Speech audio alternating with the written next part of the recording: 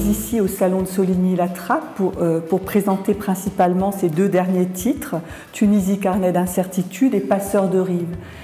Ces titres, à eux seuls, expliquent un petit peu mon parcours d'écriture. Qui sont ces passeurs de rives? Eh bien, ce sont mes parents. Mon père était français, ma mère était belge et écossaise.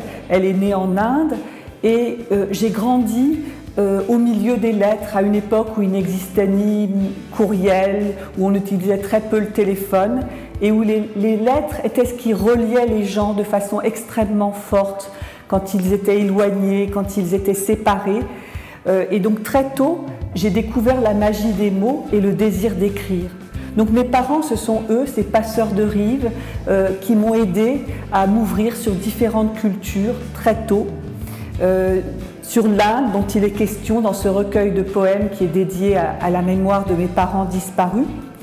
Et ce sont ces parents passeurs de rives qui ont fait que j'ai pu entrer dans l'univers de la Tunisie quand je me suis mariée au début des années 1970 et faire que la Tunisie est devenue un peu mon deuxième pays et qui a beaucoup nourri mon écriture à une époque où nous étions ici en France pendant 15 ans où nous ne pouvions plus aller en Tunisie. Ce dernier livre concerne la révolution qui a éclaté en janvier 2011 et qui a peut-être même commencé surtout en décembre 2010 avec la mort de Mohamed Bouazizi, qui a fait éclater ma manière d'écrire.